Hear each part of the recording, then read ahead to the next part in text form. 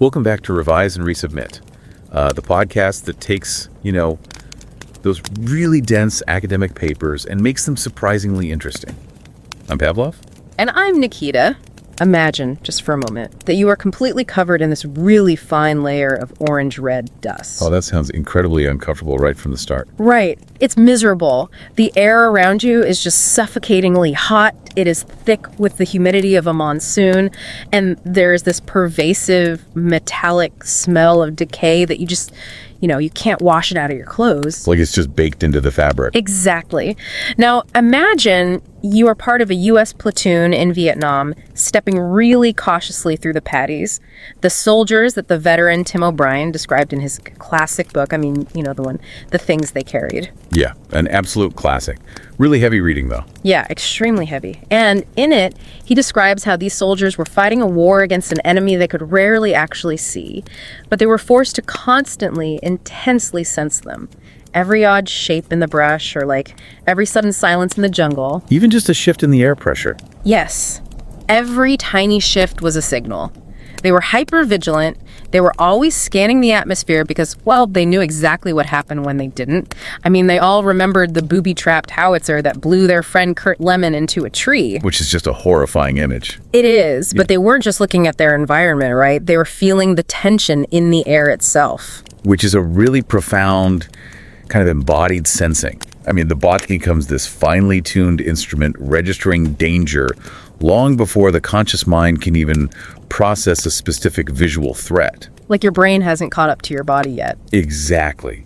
The nervous system completely bypasses the prefrontal cortex. The hairs on the back of your neck literally stand up, your breathing changes, your peripheral vision narrows, your body knows you are in danger before you even have the words to describe what that danger actually is. And that intense, hypervigilant sensing of the air, that atmospheric tension, it isn't just something that happens to soldiers in a combat zone. No, not at all. It's exactly what a bouncer at a crowded, dimly lit strip club is doing when they watch for a pocket of possible trouble.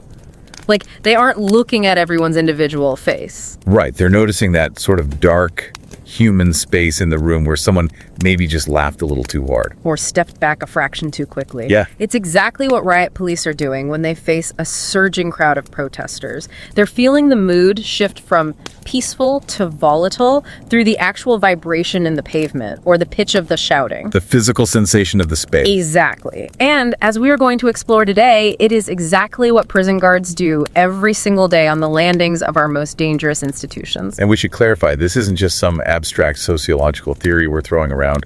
Our entire conversation today is grounded in a really rigorous, deeply immersive study. It's incredible research. It really is. We are basing this exploration on an actual article published in the prestigious Academy of Management journal, which, for those of you tracking academic rigor, is a top-tier FT50 listed journal. The real deal. Absolutely. The paper is titled Jailcraft: Atmospheric Security Work in Violent Contexts. And we really owe a massive debt to the researchers who spend years uncovering this hidden world. That's Adrian Marrison from Warwick University, Jaco from Macquarie University, and Mark Duran from the University of Cambridge. Yeah, they literally put their own bodies and minds on the line to understand how this environment actually functions. They really did.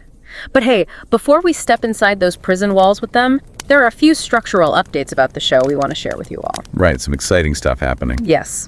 So starting from March of this year, 2026, we have actually transitioned into a weekly format, releasing episodes every Sunday and Monday. Which has been quite the shift. It has. On Sundays, we ground ourselves in a classic academic paper or a foundational book review. Then, our Monday releases keep the focus sharply on cutting-edge publications from top-tier, peer-reviewed journals, just like the one we are discussing today. And we truly appreciate all of you who subscribe and listen to us so faithfully. We made the very conscious decision to limit our releases to just 2 days a week for a very specific reason. Yeah, it wasn't just a random choice. No, not at all. The back-end data centers that power AI-assisted media and streaming platforms, they require massive, often hidden, ecological resources. The scale is kind of hard to comprehend. It is. They consume millions of gallons of water for cooling and demand just vast amounts of energy. So limiting our weekly release footprint is our direct way of giving back and supporting global climate change initiatives. We really wanted to find a balance where we reduce our environmental impact without losing a single drop of the richness and intimacy of these conversations. Speaking of community and sustainable academic growth, there is another fantastic project we need to highlight today. Oh, yes? The new SIM initiative. Right. The Academy of Management SIM Division, that's Social Issues and Management, quietly launched a brilliant new monthly initiative this past June called AOM SIM-Bytes. Which is such a clever name, by the way. Yeah, it really is. And these are highly engaging, real-styled short videos featuring senior scholars and faculty members from the management community. They are specifically designed to help early career scholars and PhD students navigate the really complex world of academic research. Which is so needed, honestly. And they launched the very first YouTube short with Professor Ed Freeman, Legend himself. universally recognized as the father of still colder capitalism. It is just a remarkable resource, spearheaded by the SIM Curriculum Development Committee. And, well, we have a very proud connection to it here. We do. Our own podcast producer, who actually served on this committee, has been actively volunteering with the SIM committee leads for the past year. Doing a ton of behind-the-scenes work. Exactly. Driving the content design and the editing of the AOM SIM-Bytes initiative. The whole project is actually the brainchild of Professor Sheldine Simila at Trent University in Ontario. And it is being masterfully executed now by the committee chair, Professor Jennifer Griffin at Loyola University in Chicago. It's a great team. You can find the link to AOM SIM-Bytes right there in our show notes, so definitely check that out. And you will also find the direct link to today's article in those show notes. We strongly urge you to make the time to read this thoughtfully crafted, rigorously peer-reviewed paper. It's not a dry academic text at all. Not even a little bit. It is a masterpiece of ethnographic writing that reads almost like a novel in its descriptive power. Yeah, if you are someone who is just starting your own research journey, the core premise of this paper is going to completely flip how you view the world around you. It really reframes everything. Because normally, when we hear the word atmosphere, we think of it as something a designer creates, like the dim, romantic lighting at a high-end restaurant. Or the pulsing bass and laser lights at a music festival. Right, we think of it as a background aesthetic, something that just sort of exists around us. But this paper proves that in a high-stakes, dangerous environment, like a high-security prison guards, don't just passively feel the atmosphere. They actively use it. Exactly. They manipulate the physical tension in the air, the actual vibe of the room, to stop violence before it even happens. Which is wild to think about. How do they even do that? Well, they do it through their body language, the micromodulations of their voices, and the precise moments they choose to be strict or lenient. The researchers call this atmospheric work. And the methodology they use to uncover this is just as fascinating as the findings themselves, right? Oh, absolutely. This study is based on a 12-month, full-time, highly immersive ethnography. We are talking about close to 2,000 hours spent inside a 19th century high-security Category B men's prison in England. 2,000 hours. Let's really think about what that means for a second. A Category B prison in the UK holds prisoners who are either serving long sentences for serious offenses or they're on remand awaiting trial for major crimes. These are people considered a significant risk to the public. Right. And the lead ethnographer didn't just sit in a glass office conducting interviews with a clipboard. He actually went through the grueling 3-month prison officer entry-level training. He walked those echoing landings right alongside the real officers. He carried the heavy brass keys. He was even issued a ligature knife. A ligature knife. Just holding that, for anyone who doesn't know, a ligature knife is this specialized hooked blade that prison officers carry at all times for one specific, horrifying purpose. To rapidly cut down prisoners in the event of a suicide attempt. Yeah. When you are handed a tool like that on your very first day of work, it instantly rewires your brain. It tells you that your baseline expectation in this building is a life or death crisis. The researcher exposed his own nervous system to the exact same environment the officers faced every single day. Which feels so crucial for this kind of research. It is critical. Ethnography at this level isn't just about cognitive observation. It's about physical learning. The researcher has to feel the biological weight of the environment to truly understand the practices of the people surviving within it. You can't just read about it in a textbook. Exactly. And it was through this prolonged, exhausting immersion that the researchers encountered a profound empirical mystery. Right, the mystery of the actual violence. Because the prison was this massive, echoing, Victorian-era facility holding around 950 men. Given the population and the high stakes, you would assume. You'd expect it to be a bloodbath every single day. Exactly. But the data showed that serious violent incidents were actually quite rare. Most days passed without a major riot or a horrific, life-threatening assault. Which raises a fundamental question. If physical violence is mathematically rare, why did the prison perpetually feel like a pressure cooker? Why did it feel so heavy? Right. Why did the threat of violence constantly hang in the air, pressing down on the officers, keeping them in a state of high alert? Why were their adrenal glands constantly firing if nobody was actually throwing punches? So how does academic theory usually explain that kind of environmental pressure? Because obviously people have studied tension before. They have, but in traditional organization studies, atmosphere has typically been viewed in one of two ways. First, as an aesthetic design object. Like an architect designing a space. Exactly. Think of a Silicon Valley tech headquarters, designed to have a playful atmosphere, using open spaces, bright colors, ping pong tables. The atmosphere is an output of design. Right. They built it to feel that way. Exactly. And the second way it's viewed is as a diffuse, affective background. Basically a general, passive mood that surrounds employees and might gently influence how they collaborate or how they feel about their jobs. Like a gloomy office where everyone is just sort of passively sad. Yes. But neither of these frameworks actually fit what the prison officers were doing. Well, yeah, the officers weren't interior decorators trying to make the prison look intimidating with mood lighting. Definitely not. And they certainly weren't just passively floating in a background mood of fear, letting the environment dictate their emotional state. Exactly. Security workers treat atmosphere as a highly active, non-aesthetic tool. They engage it purposefully, they read the atmosphere to anticipate danger, and they physically alter the atmosphere to control the environment and the bodies within it. It's like walking into a family dinner right after two people have had a massive screaming argument in the kitchen. Oh, that is a perfect analogy. Right. When you walk into the dining room, nobody is yelling anymore. There is no physical violence happening. The silverware is placed perfectly on the tablecloth. But the air is so thick with tension, you can practically chew it. You can feel the argument that just happened. And you can feel the imminent potential for another argument to explode at any second. The tension is a literal physical entity in the room. And depending on how you act, like if you make a self-deprecating joke, or if you ask a pointed, aggressive question, you can either diffuse that thick air, or you can detonate it. You are describing the spatial manifestation of an effective intensity. The tension isn't just locked inside the minds of the family members, you know? It is relationally emanating between the bodies, the objects, and the architecture of the space itself. It charges the ambient air. Wait, hold on though. I can understand that intuitively, right? As a human being who's walked into awkward rooms, I get it. But how on earth does an academic researcher scientifically measure something as subjective as a vibe? It is a massive challenge. Because if it's invisible, if it's just a feeling in the room, aren't they just guessing what the guards and the prisoners are experiencing?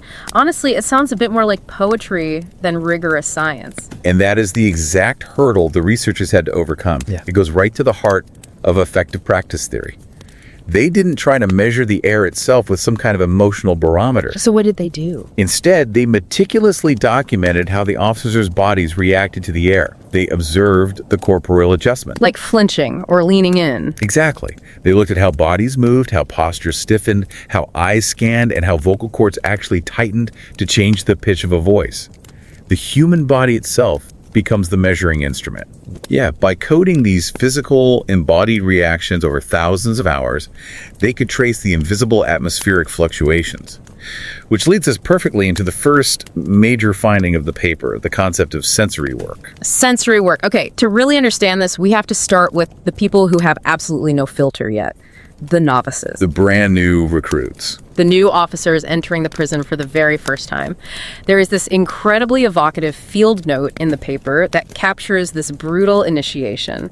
It's hard to read, honestly. It is. Imagine being a new recruit. The heavy steel gate slams shut behind you, basically sealing you inside. The noise and the smell hit you like a physical wall. Just absolute sensory overload. There are shouts echoing off the concrete, the buzzing of alarms everywhere, a constant jarring clang of heavy metal doors slamming, and the air is thick, acrid, and sour. It smells of stale cigarette smoke, sweat, cheap synthetic drugs like spice, and industrial bleach. And the researcher notes how the architecture itself feels incredibly oppressive. The Victorian panopticon design means there are these long landings stacked above each other, Shadows in all the corners, cold fluorescent lighting. Very clinical, but terrifying. And then there's the intense sensation of being watched. Hundreds of prisoners drifting along the netted walkways, leaning on the railings. Their eyes are just locked onto the new officer, assessing them, probing for weakness. The physiological response in the novice is immediate, and it's entirely involuntary. The researcher describes his own limbs tensing up, his ribs tightening as if they were wrapped in iron bands, his breath becoming shallow and rapid. He actually writes, quote, "My body is gripped. It's folding in on itself." It's a literal physical shrinking. Yeah. And the veteran officers, they have a very colorful colloquial term for the state of being physically overwhelmed by the atmosphere. They call it bricking it. Wrecking it. It is a perfect visceral description of existential corporeal vulnerability. The new officer's body is pre-reflectively registering a massive diffuse threat. The amygdala is just screaming at them. Exactly. They haven't been punched, they haven't been stabbed, but their nervous system is flooding their bloodstream with cortisol and adrenaline as if an attack is already happening. And this is because the atmosphere of the prison is imbued with the imminent potential for violence. It's an ambient threat that is always present. Always. It's hovering in the air, regardless of whether an actual fight is imminent in the next 5 seconds. So the novices are just drowning in this sensory overload. Because their brains can't filter the noise, everything feels like a lethal threat. They fumble their keys, they step back nervously when prisoners approach them, their voices shake. They are entirely gripped by the atmosphere. But the experienced officers, the veterans who've been walking those exact same landings for a decade, they are breathing that exact same air, but they experience it completely differently. Right. Over years of total immersion, the veterans have cultivated an advanced receptive atmospheric competence. They have literally trained their nervous systems to filter out the baseline noise and chaos. They just don't hear the normal shouting anymore. They don't react to the constant ambient threat anymore. If they did, their hearts would give out from the stress. Instead, their sensory work becomes highly focused on detecting microscopic fluctuations in the atmosphere. They aren't looking for the noise they're looking for when the established pattern of daily life is off. That makes sense. But what does a pattern disruption actually look like in a chaotic environment like a prison? It is incredibly subtle. An experienced officer might notice a sudden unnatural hush falling over a normally noisy, bustling wing. Like the quiet before a storm. Exactly. Or they might see 3 prisoners who belong to rival groups clustering together in a corner near the laundry room where they normally would never interact. Right, that visual anomaly. And it can even be purely auditory. In one instance detailed in the paper, an officer abruptly stopped talking to the researcher because he heard a prisoner casually ask another, "Are you going to smash up?" Smash up, meaning like to completely destroy their own cell in a fit of uncontrollable rage. Yes. But it wasn't just the literal words that caught the officer's attention. It was the specific tonal shift. It was the ambiguous, heavy potential in the way the word smash was dragged out. Wow. The veteran officer's ear caught that tiny frequency shift through all the echoing noise of 100 other conversations. They are actively, continuously sensing the environment for the earliest signs of rising tension. And this anticipatory sensing is not a solitary, isolated activity, right? No, it is a highly choreographed collective practice among the staff. If one officer senses something is off, they don't necessarily grab the radio and shout. They subtly signal their colleagues. A nod, a stiffened posture, or a prolonged, unbroken gaze at a specific area. So the entire team of officers instantly syncs up. Yes, locking their collective attention onto the source of the invisible disturbance. This leads to the massive twist in the research, the dynamic that is so deeply counterintuitive, because to do this sensory work effectively, the officers cannot just be passive observers hiding in the shadows with binoculars. No, they can't. They must actively, physically project extreme, visible vigilance. This is a crucial foundational dynamic of Jailcraft. The officers know the prisoners are constantly watching them, reading their bodies, just as closely as the officers are reading the room. It's a two-way mirror. Exactly. Yeah. If an officer looks distracted, if they're slouching, if they're staring at their shoes, they immediately become a target. Therefore, The officers use their own physical bodies to manifest an atmosphere of authoritative control and absolute readiness. Just think about the immense physical toll that takes on a person. They are instructed to always keep their backs to the wall so they can't be blindsided. They square their shoulders to appear wider. They stand with their feet apart, rooted to the ground. They use what they call assertive tension in their muscle. And it goes all the way down to the meticulous presentation of their uniform. The veterans ruthlessly drill it into the novices. Your boots must be polished to a mirror shine. Your shirt must be sharply ironed and tightly tucked in. You wear your body camera prominently on your chest. You carry your heavy baton where it can be clearly seen. You have to look like a highly trained professional who is utterly, ruthlessly ready for a violent encounter at any given second. But this creates a fascinating and honestly somewhat tragic paradox. By constantly, relentlessly signaling to the prisoners, I am alert, I am watching you, and I am ready for a fight, the officers themselves are actively manifesting and sustaining the very atmosphere of violence they are supposedly trying to prevent. By trying to stop the violence, they are the ones breathing life into the tension. They are the ones injecting the physical threat into the air. By projecting absolute action readiness as a deterrent, they keep the threat alive and buzzing in the atmosphere. It's unavoidable. It is. The potential for violence is literally inscribed onto the officers' tightened muscles and broadcasted across the landings. To really understand how intense and draining this daily performance is, the paper brilliantly contrasts the atmosphere of the landings with the atmosphere of the tier room. Oh, the tier room scene is fascinating. It really is. The tier room is the staff break area behind a locked door, and it functions as a distinct atmospheric safe space. When the officers step off the landing and cross the threshold into the tier room, the physical transformation is instant, and it's profound. The paper provides this beautiful vignette of this transition. The heavy door closes, instantly shutting out the chaotic, echoing noise of the wing. An officer walks in and immediately just sinks into a worn-out, broken chair. He unclips his heavy utility belt. Right, letting the brass keys and the baton rest on the table. He slips his heavy polished boots half off his heels to let his feet breathe. His hands, which were hovering near his equipment out on the landing in a state of constant readiness, now they just rest loosely, almost lifelessly, on his thighs. You can practically watch the atmospheric pressure drop out of his body. But even inside the tier room, while their bodies are resting, what are they actually talking about? They are telling gruesome stories. Exactly. About inmates slashing staff members or brutal, bloody fights they broke up years ago.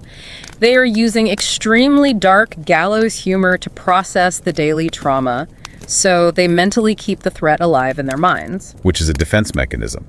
It allows them to quickly rebuild that psychological and physical armor, reclip the heavy belt, pull on the boots, and step back out into the pressure cooker. Instantly resuming that vigilant, squared-off posture the second the door opens. It perfectly demonstrates that the vigilant bodily comportment out on the landing is a purposeful, conscious performance. It is a necessary boundary-making practice. They are actively putting on the suit of armor. But if you walk around all day, every day, looking like you are expecting a fight, shoulders squared, jaw clenched, hand resting near your baton, aren't you eventually going to provoke the exact fight you're trying to avoid? That is the risk, yes. So how do the officers balance acting as a heavy deterrent without becoming the spark that ignites the powder keg? That is the ultimate high-wire act of Jailcraft. And the answer is incredibly complex, because sometimes officers actually want to provoke a reaction. Wait, really? Yes. Sometimes they deliberately want to increase the tension in the room to assert dominance and shut down a brewing conflict before it can organize. This brings us to the second major form of atmospheric work the researchers identified, which is amplifying. Amplifying work. It feels like playing with fire in a room full of gasoline. It absolutely is. When officers sense trouble brewing, let's say they notice that pattern disruption we talked about, the unnatural hush near the stairwell, they don't always try to calm everyone down and sing lullabies. Sometimes they turn up the heat.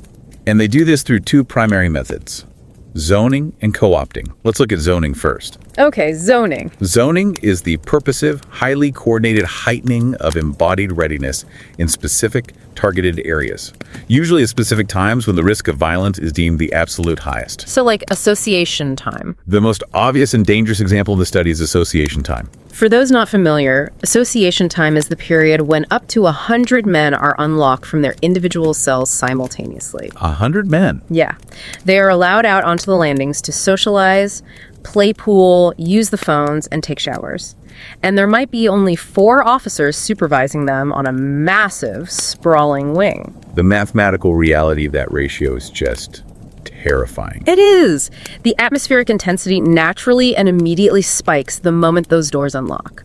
So the officers engage in zoned amplification. They don't just stand around randomly chatting. No, they take up highly strategic vantage points, usually elevated on the stairs or the upper landings, giving them a panoptic view of the whole space. Their visual scanning becomes visibly sharper, faster. Their bodies become coiled, poised for explosive action. And if they suspect a specific group of prisoners is planning an assault, perhaps near the showers, which is notoriously loud, steamy, and full of blind spots, they engage in a tactical maneuver called swamping. Swamping. It is such a descriptive term. Imagine you're a prisoner and you're quietly plotting with a rival to settle a massive drug debt near the laundry room in 5 minutes. Right. You think you're hidden. Suddenly, you look up, and there are 3 or 4 officers standing 10 feet away, intensely staring right at you. They haven't drawn their batons, they haven't shouted a single command, they haven't even accused you of anything. But they have physically relocated their bodies to swamp your specific area with their imposing presence. They are using their physical mass to broadcast a massive atmospheric signal that says, we know exactly what you're about to do, and we are completely ready to crush it. It is a collective, choreographed display of overwhelming readiness intended to strictly deter escalation. They amplify the ambient threat of their own presence to such a high degree that it overrides the prisoner's planned violence. The prisoners do the calculus. Exactly. They realize they can't win in that specific moment, and the plot dissolves. That's zoning. It's structural and spatial. But the second method, co-opting, is where the everyday realities of prison life get incredibly gritty. Gritty is the right word for it. Co-opting means the officers actually appropriate the ambient threat of violence for their own ends. And sometimes they do this directly themselves. The paper notes that big, physically imposing officers, some of whom are literally trained cage fighters or boxers outside of work, will use their sheer size and mass to insinuate a willingness to use brutal force. They will step directly into the doorway of a disruptive prisoner's cell, intentionally filling the entire frame with their body, invading the prisoner's territorial space. And they might ask, in a low, sharp, guttural voice, are we going to have a problem? Or, as the paper observes, they use sharp, aggressive, heavily profane language. A prisoner might completely ignore a polite bureaucratic request to return to their cell, but they will immediately comply when an officer barks a heavily sworn aggressive command. The officers are weaponizing the atmosphere of violence. They are signaling to the prisoner that they are more than willing to step into the violence if the prisoner forces their hand. But they don't just use their own bodies to do this. Here is where the methodology gets ethically and operationally wild. Oh yeah, the meatheads. The officers actively cultivate and deploy what they call meatheads. Meatheads is the colloquial, informal term for physically dominant, towering, highly intimidating prisoners who carry significant influence, respect, and fear within the criminal hierarchy of the wing. Wait, hold on though. If they're actively recruiting the biggest, most violent guys on the block to police the other inmates, aren't the guards essentially running a state-sanctioned gang at that point? It absolutely looks that way. Right, because they are giving power to violent criminals and turning a blind eye to intimidation just to make their own shifts easier. How is that ethically justifiable in a modern justice system? From a purely bureaucratic, legal, and ethical standpoint, it is highly problematic. It completely violates the formal rules of equal treatment, rehabilitation, and absolute staff authority. It looks like blatant corruption. It does. However, sociologists who study total institutions, places like prisons, asylums, or military boot camps, have long understood that officers simply cannot govern purely by force or purely by the official rulebook. Because they are vastly, hopelessly outnumbered. Exactly. If they try to formally punish every single minor infraction, if they write up every sworn word or stolen piece of bread, the prison will grind to a halt and eventually riot. Therefore, they must rely on the informal, pre-existing social hierarchy of the inmates. It's a negotiated order. Precisely. By co-opting the meatheads, the officers are maintaining a highly fragile equilibrium. They give these dominant inmates trustee roles, like wing cleaners. Right, which allows the meatheads to walk freely around the wing with a mop bucket during times when others are locked up. And in exchange for this freedom, plus extra food portions or extra time in the gym, these inmates act as an informal shadow police force for the guards. There is a vignette in the paper that captures this so perfectly. It's the end of association time.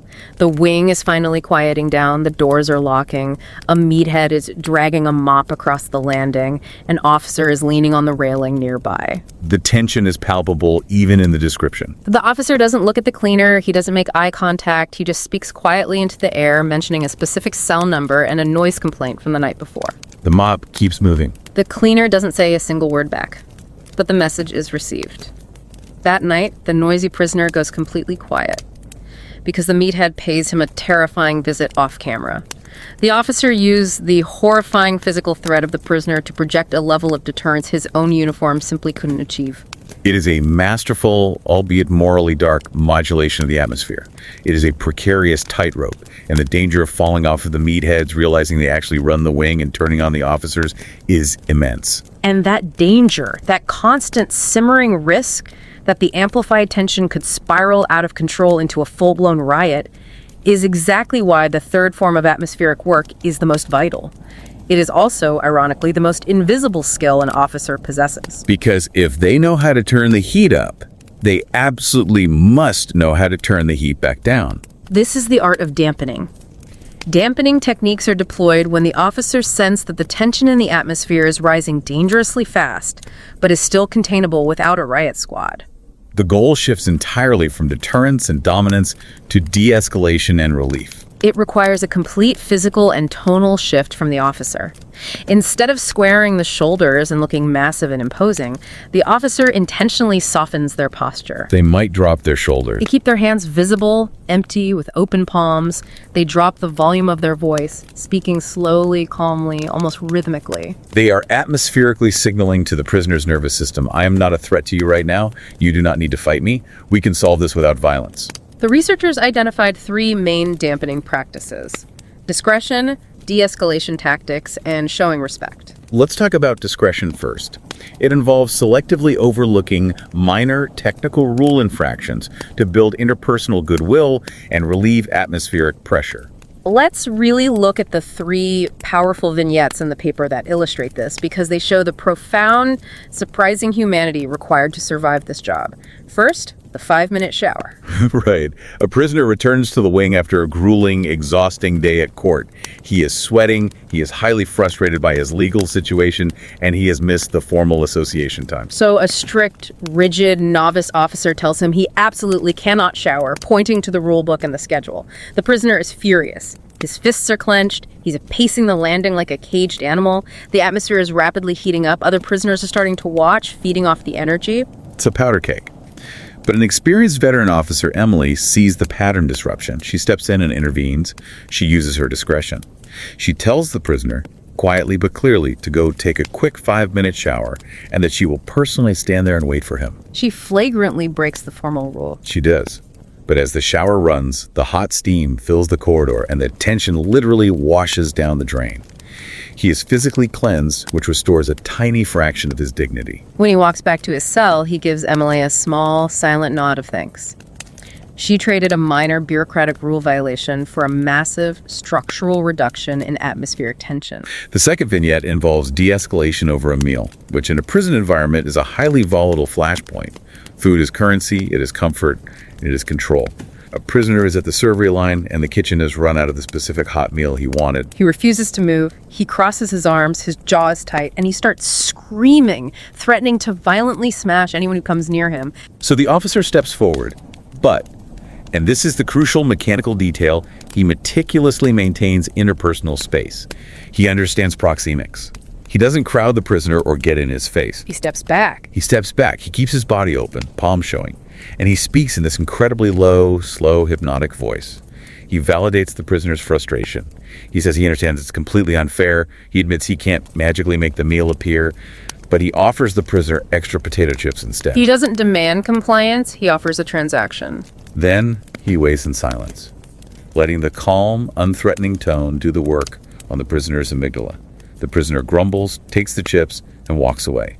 A bloody brawl over a plate of food is entirely averted by vocal modulation. And the third vignette is about showing respect. In a total institution, a prisoner is stripped of their clothes, their name often becomes a number, and they lose all autonomy. Showing respect is about actively preserving the prisoner's fragile dignity and positive identity. This one is about the two brothers. Yeah. Two brothers arrive at the prison on their very first night. They are terrified, they are angry, and they were explicitly promised during transport that they could share a cell. But due to severe overcrowding, the officers have to split them up for the night. The brothers are threatening violence, screaming that they will fight anyone who tries to force them into separate cells. An officer named Brian approaches them. He doesn't yell. He doesn't pull his baton to amplify the threat. He looks them directly in the eye and says, "Lads, I've got more respect for you than to lie. I'd much rather have you together, and I will fix this in the morning, but tonight, I need you in these cells." By addressing them respectfully as lads, treating them as men rather than inmates, and by admitting the flaw in the prison system without lying to them, he dramatically softens the encounter. Honesty becomes an atmospheric coolant. The brothers reluctantly comply, saving face because they were treated with respect, and the violent explosion is prevented. This contrast between the novices and the veterans is so stark, it's almost hard to believe they are doing the same job. The novices, terrified and gripping the rulebook like a life raft, rigidly enforce every single rule. And in doing so, they constantly spark conflict. They ruin the atmosphere. But the veterans know that the prison isn't governed by the rulebook at all. It is governed by relationships, bartering, and atmospheric cooling. It requires immense emotional elasticity and atmospheric competence. Think of the psychological agility required here. An officer might be standing chest to chest with a violent, towering inmate, projecting pure, amplified physical threat to prevent a stabbing. And then 10 minutes later, that exact same officer has to walk down the hall, sit on the edge of a cot, and gently, softly comfort a young, terrified prisoner who is crying and actively suicidal. The psychological whiplash of that is staggering. How long does it take to build this internal atmospheric thermometer? Is this something they can teach you in a classroom during that 3-month academy? Or is this something you only learn through years of making terrifying, life-altering mistakes out on the landing? The evidence from the ethnography strongly suggests the latter. You cannot learn this from a PowerPoint presentation or a textbook. This is deeply embodied, tacit knowledge.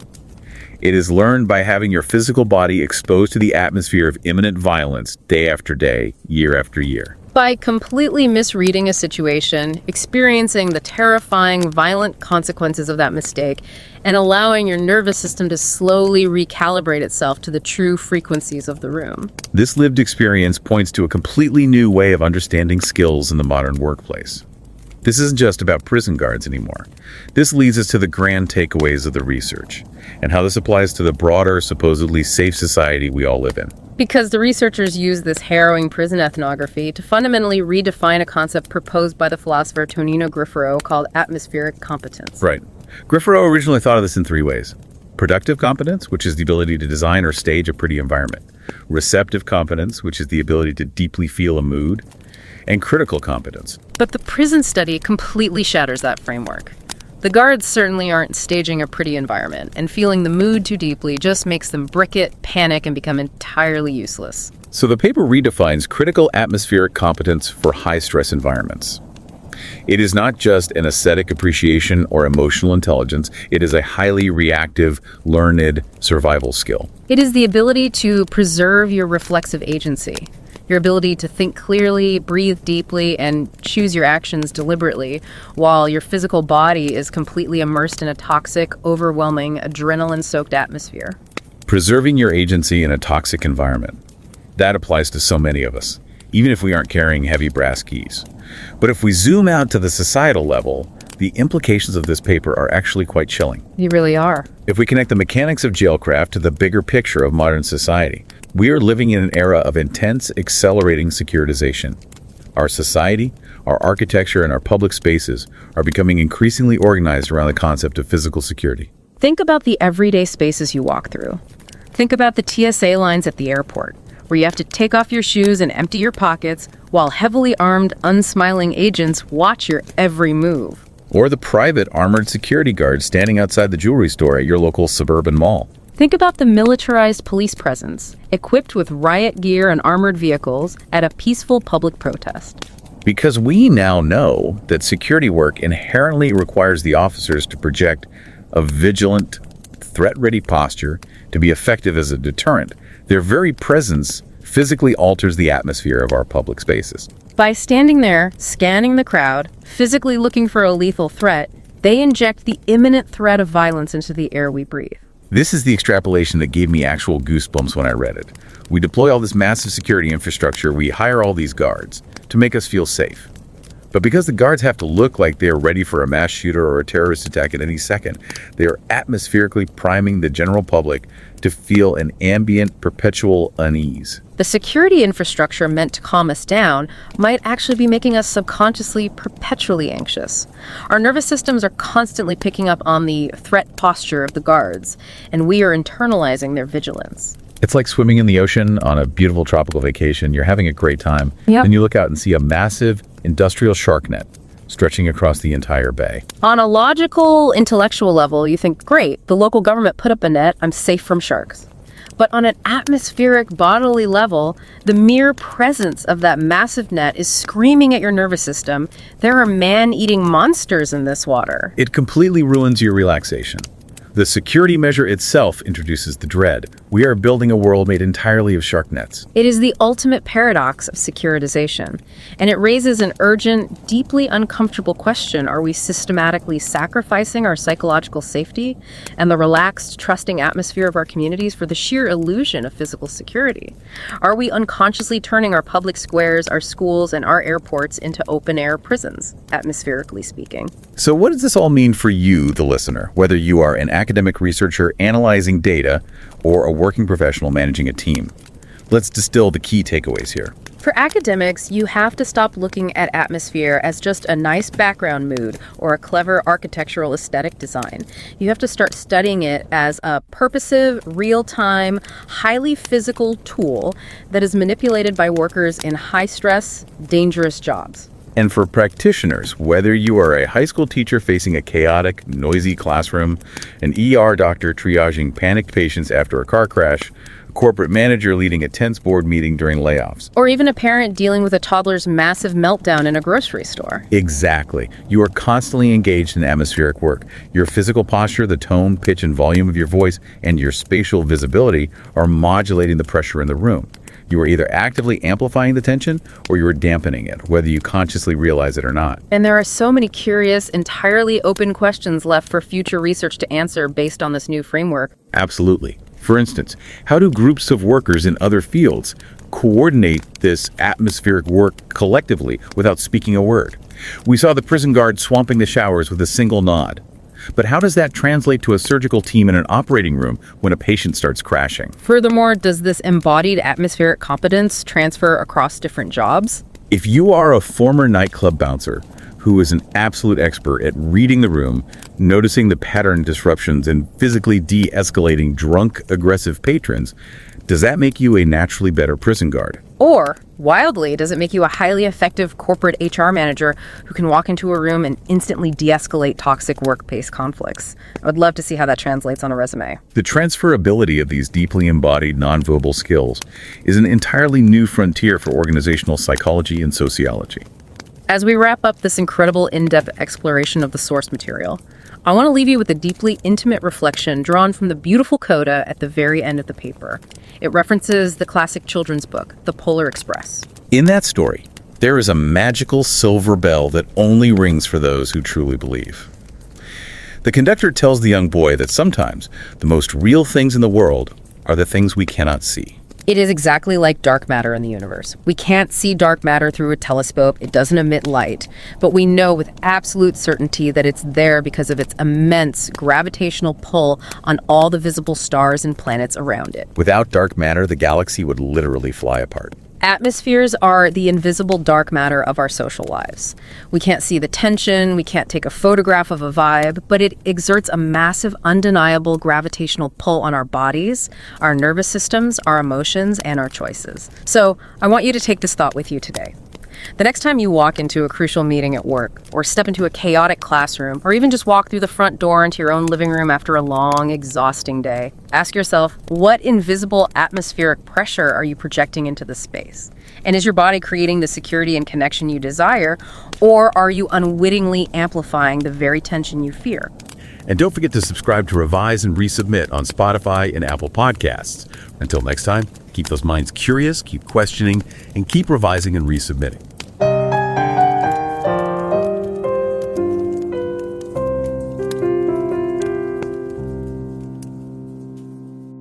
Revise and রিসাবমিটে স্বাগতম। আমি Pavlov. আর আমি নিকিতা। কারাগারের ভারী লোহার দরজাটা যখন পেছনের সশব্দে বন্ধ হয়ে যায়, তখন প্রথম ধাক্কাতেই চারপাশের পরিবেশটা যেন আক্ষরিক অর্থে বুকের উপর পাথর হয়ে চেপে বসে। চারপাশের স্যাঁতসেঁতে হাওয়া, জমাট বাঁধা ঘাম আর কড়া ব্লিচিং পাউডারের একটা তীব্র দম বন্ধ করা গন্ধ।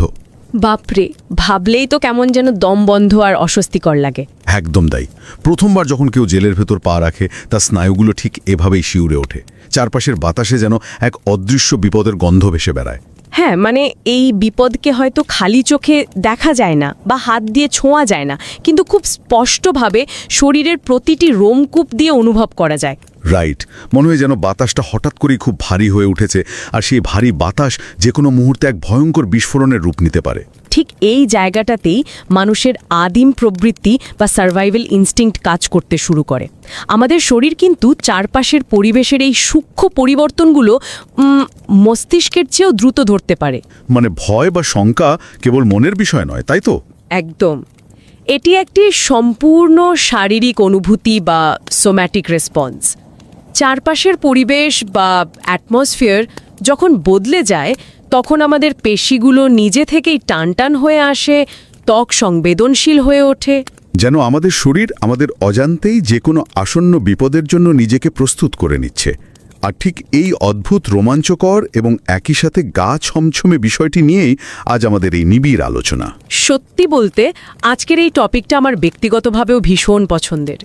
আর আজকের এই আলোচনার মূল ভিত্তি হল অত্যন্ত সম্মানজনক একাডেমি অফ ম্যানেজমেন্ট জার্নালে প্রকাশিত একটি যুগান্তকারী গবেষণা প্রবন্ধ। যারা একাডেমিক জগতের সাথে যুক্ত তারা জানেন যে এটি একটি FT50 তালিকাভুক্ত জার্নাল। মানে সহজ কথায় এটি হলো বিজনেস এবং ম্যানেজমেন্ট গবেষণার ক্ষেত্রে একেবারে স্বর্ণশিখর, যেখানে কেবল সবচেয়ে নিখুঁত গবেষণাগুলোই জায়গা পায়। ঠিক। প্রবন্ধটির শিরোনাম হল Jailcraft, atmospheric security work in violent contexts. এই অসামান্য গবেষণাটি পরিচালনা করেছেন ওয়ারউইক ইউনিভার্সিটির অ্যাড্রিয়ান ম্যারিসন, ম্যাকুয়ারি ইউনিভার্সিটির জেকো লোক এবং কেমব্রিজ ইউনিভার্সিটির মার্ক ডি রন্ড। অসাধারণ একটা গবেষক দল। আর মূল আলোচনায় ঢোকার আগে আমাদের এই আয়োজনের নিজস্ব পরিবেশ নিয়েও একটু কথা বলা দরকার। একদম। যারা নিয়মিত শুনছেন তারা জানেন যে 2026 সালের মার্চ মাস থেকে আমাদের এই আয়োজনটি একটি সাপ্তাহিক রুটিনে পরিচালিত হচ্ছে, যা প্রতি রবিবার এবং সোমবার প্রকাশ পায়। হ্যাঁ, রবিবারের আয়োজনটি মূলত কোনো ক্লাসিক পেপার বা বিখ্যাত বইয়ের রিভিউ নিয়ে সাজানো হয়, আর সোমবারের ফোকাস থাকে ওই যে বিশ্বের শীর্ষস্থানীয় পিয়ার রিভিউ জার্নালগুলোতে প্রকাশিত নতুন গবেষণার ওপর। রাইট। আমাদের অনুগত সাবস্ক্রাইবারদের নিরন্তর সমর্থন ছাড়া এই উদ্যোগটি এতটা সফল হতো না। তবে আমরা কেন শুধু দুদিন আসছি সেটার একটা খুব গুরুত্বপূর্ণ পরিবেশগত কারণ আছে। আসলে আজকাল AI বা কৃত্রিম বুদ্ধিমত্তা চালিত ডেটা সেন্টারগুলো প্রকৃতি ও জলবায়ুর ওপর বিশাল চাপ ফেলছে। ঠিক বলেছেন। এই বিশাল সার্ভারগুলোকে ঠান্ডা রাখতে প্রতিদিন প্রচুর পরিমাণে বিশুদ্ধ পানির প্রয়োজন হয়। তাই জলবায়ু পরিবর্তন রোধে অবদান রাখতে আর একই সাথে আলোচনার মান বজায় রাখতে আমরা সপ্তাহে মাত্র 2 দিন রিলিজ করার সিদ্ধান্ত নিয়েছি। মানে এটি মূলত প্রকৃতিকে কিছুটা ফিরিয়ে দেওয়ার একটি ক্ষুদ্র প্রয়াস। আর ম্যানেজমেন্ট গবেষণার বৃহত্তর পরিবেশ নিয়ে কথা বলতে গেলে আর আরেকটি অত্যন্ত চমৎকার উদ্যোগের কথা উল্লেখ না করলেই নয়। ও আচ্ছা, আপনি কি SIM-Bytes-এর কথা বলছেন? একদম। একাডেমি অফ ম্যানেজমেন্টের সিম বা social issues in management division সম্পূর্ণ নীরবে AOM SIM-Bytes নামে একটি নতুন মাসিক উদ্যোগ শুরু করেছে। হ্যাঁ, 2026 সালের জুন মাস থেকে শুরু হওয়া এই উদ্যোগটা সত্যিই দারুণ। ম্যানেজমেন্ট কমিউনিটির সিনিয়র স্কলার আর ফ্যাকাল্টি সদস্যদের তৈরি ছোট ছোট রিল স্টাইলের শিক্ষামূলক ভিডিও থাকছে এতে। রাইট? মূলত নতুন গবেষক আর PhD শিক্ষার্থীদের জন্যই এগুলো তৈরি করা হয়েছে। আর প্রথম ইউটিউব শর্টসটি কে করেছেন জানেন? স্টেক হোল্ডার ক্যাপিটালিজমের জনক স্বয়ং প্রফেসর অ্যাড ফ্রিম্যান। ঠিক তাই। এই পুরো উদ্যোগটি পরিচালনা করছে সিম কারিকুলাম ডেভেলপমেন্ট কমিটি। আর আমাদের প্রডিউসারও কিন্তু এই কমিটির একজন সদস্য হিসেবে গত 1 বছর ধরে কাজ করছেন। মানে একেবারে স্বেচ্ছাসেবক হিসাবে AOM SIM-Bytes এর কন্টেন্ট ডিজাইন এবং এডিটিংয়ের কাজে যুক্ত আছেন উনি। হ্যাঁ, এই অসাধারণ উদ্যোগটি আসলে অন্টারিও ট্রেন্ট ইউনিভার্সিটির প্রফেসর শেলডন সিমোলার মস্তিষ্কপ্রসূত। আর বর্তমানে এর নেতৃত্ব দিচ্ছেন কমিটির চেয়ার শিকাগো লয়োলা ইউনিভার্সিটির প্রফেসর জেনিফার গ্রিফিন। খুব সুন্দর একটা উদ্যোগ। যে কোনো আগ্রহী মানুষের জন্য এর লিংক আমাদের শো নোটসে দেওয়া থাকবে। একই সাথে আজকের আলোচনার ভিত্তি যে প্রবন্ধটি, সেটিও পড়ার জন্য সকল জ্ঞান পিপাসু শ্রোতাকে বিনীত অনুরোধ জানাচ্ছি। লিংক শো নোটসে পেয়ে যাবেন। হ্যাঁ, একটু সময় বের করে পড়লে গবেষণার জগৎ সম্পর্কে নতুন একটা দৃষ্টিভঙ্গি তৈরি হবে। তো যা গবেষণার জগতে একেবারে নতুন, তাদের জন্য খুব সহজ ভাষায় এই পেপারটির একটা সারসংক্ষেপ দিয়ে আমরা মূল আলোচনায় প্রবেশ করতে পারি।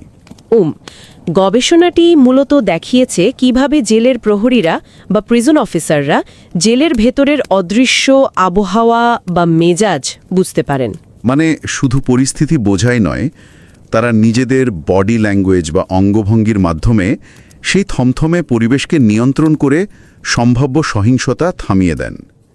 একেই তারা জেলক্রাফট বলছেন। এখানে সবচেয়ে ইন্টারেস্টিং ব্যাপারটা হচ্ছে এই জেলক্রাফটের প্রথম ধাপটি হলো সেন্সিং দি অ্যাটমসফিয়ার বা অদৃশ্য বিপদ আঁচ করা। বিষয়টা একটু বুঝিয়ে বলবেন? ধরুন, নতুন প্রহরীরা যখন প্রথম জেলের ভেতরে ঢোকেন, তখন চারপাশের ওই থিক এয়ার বা ভারী হাওয়া তাদের রীতিমতো জমিয়ে দেয়। তারা স্তব্ধ হয়ে যান। বাপরে, মানে একেবারে ফিজিওলজিক্যাল একটা রেসপন্স। হ্যাঁ, অভিজ্ঞ প্রহরীরা কিন্তু জানেন কোন বিষয়গুলোতে মনোযোগ দিতে হবে। তারা পরিবেশের অস্বাভাবিক নীরবতা বা বন্দীদের অস্বাভাবিক দলবদ্ধ হওয়া দেখেই বিপদের পূর্বাভাস পান। বিষয়টা অনেকটা একজন অভিজ্ঞ নাবিকের মতো, তাই না? যিনি বাতাসের সামান্য পরিবর্তন দেখেই ঝড়ের পূর্বাভাস পান, যা জাহাজের সাধারণ যাত্রীরা টেরই পায় না। একদম পারফেক্ট উপমা। কিন্তু জেলের এই 4 দেয়ালের ভেতরে তো আর আবহাওয়া মাপার কোনো যন্ত্র নেই। তাহলে এই অদৃশ্য আবহাওয়া মাপার যন্ত্রটা আসলে কি? যন্ত্রটা হলো প্রহরীদের নিজেদের শরীর। তারা শুধু বিপদের গন্ধ শোকেনি না, বরং নিজেদের সতর্ক শারীরিক উপস্থিতির মাধ্যমে বুঝিয়ে দেন যে তারা যে কোনো পরিস্থিতির জন্য প্রস্তুত। আচ্ছা, বিষয়টা একটু ভেঙে দেখা যাক, কারণ প্রবন্ধের পরের অংশটা বেশ চমকপ্রদ। অ্যাম্প্লিফাইং দ্য টেনশন, অর্থাৎ উত্তেজনা বাড়িয়ে দেওয়া। হ্যাঁ, প্রহরীদের কাজ তো পরিবেশ শান্ত রাখা, কিন্তু মাঝে মাঝে তারা ইচ্ছাকৃতভাবে জেলের ভেতরের উত্তেজনা বাড়িয়ে দেয়। শান্তি বজায় রাখার জন্য উত্তেজনা বাড়ানো, এটা তো জঙ্গলের আগুন নেভানোর জন্য পাল্টা আগুন বা কন্ট্রোলড বার্ন জ্বালানোর মতো ব্যাপার। ঠিক তাই। তারা জোনিং নামের একটা কৌশলের মাধ্যমে বিশেষ কোনো স্থানে নিজেদের নজরদারি দৃশ্যমান করে তোলে। যেমন ধরুন, বন্দীদের একসাথে মেলার সময়। মানে তারা পা ফাঁক করে দাঁড়ান, হাত বুকে বেঁধে রাখেন, এরকম কিছু? হ্যাঁ, এমনকি কোঅপটেশন নামের আরেকটা কৌশলও তারা ব্যবহার করে। জেলের ভেতরে শারীরিকভাবে শক্তিশালী যে বন্দীরা থাকে, যাদের তারা মিট হেডস বলে, তাদের ব্যবহার করে অন্য বন্দীদের নিয়ন্ত্রণে রাখে। দাঁড়ান, এতে কি সবসময় একটা ভয়ের পরিবেশ তৈরি হয়ে থাকে না? সাধারণ বন্দীরা তো আতঙ্কের মধ্যে থাকবে। বাইরে থেকে দেখলে এমনই মনে হয়, কিন্তু জেলের নিরাপত্তা মূলত সিম্বায়োটিক বা পারস্পরিক। প্রহরীদের এই দৃশ্যমান কঠোরতা আসলে একটা মনস্তাত্ত্বিক প্রতিরোধ ব্যবস্থা। ও আচ্ছা, মানে একটা ডিটারেন্স হিসেবে কাজ করে, যাতে বড় ধরনের দাঙ্গা বা সংঘাত এড়ানো যায়। একদম। যদি সম্ভাব্য সংঘাত এড়াতে হয়, তবে প্রহরীদের বোঝাতে হবে যে আইন ভাঙলে তার পরিণতি কতটা ভয়ঙ্কর হতে পারে। ঠিক এই জায়গাটাতেই বিষয়টা সবচেয়ে দারুণ হয়ে ওঠে, কারণ সারাক্ষণ তো আর চরম উত্তেজনার মধ্যে থাকা যায় না। রাবারের ব্যান্ড খুব বেশি টানলে ছিঁড়ে যাবে। ঠিক তাই পরিস্থিতি যখন নিয়ন্ত্রণের বাইরে যাওয়ার উপক্রম হয়, তখন প্রহরীরা ড্যাম্পেনিং বা পরিস্থিতি শীতল করার কৌশল ব্যবহার করে। ড্যাম্পেনিং, এটা কিভাবে কাজ করে? এর মধ্যে রয়েছে নিয়ম ভাঙার ক্ষেত্রে কিছুটা ছাড় দেওয়া বা ডিসক্রেশন। যেমন ধরুন, একজন ক্লান্ত বা রাগান্বিত বন্দীকে নিয়মের বাইরে গিয়ে একটু গোসল করতে দেওয়া। বাহ, শুধু একটা ছোট ছাড় দিয়ে পরিস্থিতি কতটা শান্ত করা যায়। হ্যাঁ, এছাড়াও তারা গলার স্বর একদম নিচু করে ফেলেন, আক্রমণাত্মক অঙ্গভঙ্গি পরিহার করেন আর বন্দীদের প্রতি সম্মান দেখিয়ে কথা বলেন। তার মানে একজন প্রহরীর ভেতরে একই সাথে একজন কঠোর যোদ্ধা এবং একজন শান্তিপূর্ণ নেগোশিয়েটর বা কাস্টমার সার্ভিস এজেন্টের গুণ থাকতে হয়। হ্যাঁ, শুনতে অবাক লাগলেও এটাই সত্যি। তারা কিভাবে এত দ্রুত নিজেদের ইমোশন সুইচ করেন? এক মুহূর্তে আগ্রাসী, পর মুহূর্তেই শান্ত। এটাতে যদি আমরা বৃহত্তর প্রেক্ষাপটের সাথে মেলাই, তবে দেখব যে এটি কোনো থিওরি বা বই পড়ে শেখা যায় না। এটি হলো দীর্ঘ অভিজ্ঞতার ফসল। মানে ওই নির্দিষ্ট পরিবেশে থাকতে থাকতে এটা তৈরি হয়। একদম। বিখ্যাত দার্শনিক টনিনো গ্রিফেরও একেই বলেছেন অ্যাটমসফেরিক কম্পিটেন্স বা পরিবেশগত দক্ষতা। অসাধারণ একটা কনসেপ্ট। এবার একটু সমাজের বৃহত্তর প্রেক্ষাপটে এই কৌশলগুলোর প্রভাব নিয়ে কথা বলা যাক, যাকে তারা বলছেন সিকিউরিটাইজেশন অফ সোসাইটি। হ্যাঁ, জেলের এই কৌশলগুলো বাইরের সাধারণ সমাজের সাথেও খুব দারুণভাবে মিলে যায়। আজকাল তো শপিং মল, বিমানবন্দর বা রাস্তায় প্রচুর সিকিউরিটি গার্ড দেখা যায়। আর একটু খেয়াল করলে দেখবেন তাদের দাঁড়ানোর ভঙ্গি, ইউনিফর্ম সবই ওই জেলের প্রহরীদের জোনিং কৌশলের মতো, যেন বিপদ আসন্ন আর তারা প্রস্তুত। এখানে কিন্তু একটা খুব জরুরি প্রশ্ন উঠে আসে। এই যে আমাদের চারপাশে এত এত সিকিউরিটি গার্ড যারা সবসময় এই বিপদ আসন্ন ভাইব নিয়ে দাঁড়িয়ে থাকে, তারা কি আসলে সাধারণ মানুষকে নিরাপদ বোধ করায়, নাকি আমাদের মনের ভেতর একটা অদৃশ্য ভয় আর অস্বস্তি ঢুকিয়ে দেয়? এটা সমাজবিজ্ঞানের একটা অত্যন্ত গুরুত্বপূর্ণ দিক। বেশি নিরাপত্তা কর্মী মানেই কিন্তু বেশি শান্তি নয়। রাইট, উল্টে এটা একটা মানসিক চাপ তৈরি করতে পারে। ঠিক, তাদের এই সতর্ক উপস্থিতি সাধারণ মানুষের মনেও এক ধরনের অ্যাম্বিয়েন্ট আনইজ বা পারিপার্শ্বিক অস্বস্তি তৈরি করতে পারে। মানে আমরা নিরাপদ থাকার জন্য যাদের নিয়োগ করছি তাদের কারণেই মানসিক শান্তি হারাচ্ছি। সত্যি ভাববার মতো কথা। আজকের এই সুদীর্ঘ আলোচনা থেকে আমরা কিন্তু দারুণ কিছু কি টেকঅ্যাওয়েজ বা শিক্ষণীয় বিষয় পেতে পারি। অবশ্যই। যারা একাডেমিক জগতে আছেন তাদের জন্য সবচেয়ে বড় শিক্ষা হলো পরিবেশ বা অ্যাটমসফিয়ার কেবল একটা নিষ্ক্রিয় পটভূমি নয়। একদম। এটি রিয়েল টাইমে মানুষের দ্বারা নিয়ন্ত্রিত হতে পারে। এটি অর্গানাইজেশনাল গবেষণায় সত্যি একটা নতুন মাত্রা যোগ করেছে। আর যারা প্র্যাকটিশনার বা পেশাজীবী আছেন তাদের জন্য এই শিক্ষাটা আরও বেশি সরাসরি। হ্যাঁ, যে কোনো কর্মক্ষেত্রে, সেটা স্কুল, হাসপাতাল বা অফিস যাই হোক না কেন, লিডারদের এই অ্যাটমসফিয়ারিক স্কিল থাকাটা অত্যন্ত জরুরি। মানে কর্মীদের মেজাজ বোঝা এবং পরিস্থিতি অনুযায়ী সেই পরিবেশ নিয়ন্ত্রণ করার দক্ষতা। ঠিক, যেমন একটা উত্তপ্ত বোর্ডরুম মিটিংয়ে একজন দক্ষ ম্যানেজার হয়তো জেলের ওই ড্যাম্পিনিং কৌশলটি ব্যবহার করে গলার স্বর নিচু করে পরিস্থিতি শান্ত করে ফেলতে পারেন। দারুণ একটা পয়েন্ট। তাহলে এই সব কিছুর মানে কি দাঁড়ায়? একটা কৌতূহলোদ্দীপক প্রশ্ন দিয়ে আমরা আজকের পর্ব শেষ করতে পারি। হ্যাঁ, বলুন। বর্তমানে এআই এবং ফেশিয়াল রিকগনিশন ক্যামেরার যুগে কি মানুষের এই সূক্ষ্ম অ্যাটমসফিয়ারিক সেন্সিং বা পরিবেশ অনুভব করার ক্ষমতাকে টেকনোলজি দিয়ে রিপ্লেস করা সম্ভব? এটা একটা বিশাল প্রশ্ন। একটি অ্যালগরিদম কি কখনো একটি ঘরের ভেতরের অদৃশ্য ভারী হাওয়া বা থমথমে পরিবেশ বুঝতে পারবে?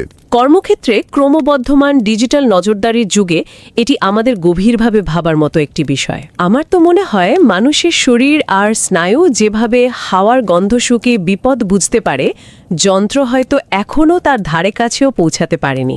সত্যি তাই। যারা এতক্ষণ ধৈর্য ধরে এই অত্যন্ত চমৎকার আলোচনায় যুক্ত ছিলেন, সবাইকে আন্তরিক ধন্যবাদ। হ্যাঁ, চারপাশের পরিবেশটাকে একটু ভিন্ন অনুভূতি দিয়ে বোঝার চেষ্টা করলে হয়তো অনেক না বলা কথা শোনা যাবে। একদম। ভালো থাকবেন, সুস্থ থাকবেন, নিজের জায়গা থেকে বিষয়টি নিয়ে চিন্তা করবেন এবং চারপাশের ওই অদৃশ্য হাওয়াটাকে অনুভব করার চেষ্টা করবেন। বিদায়।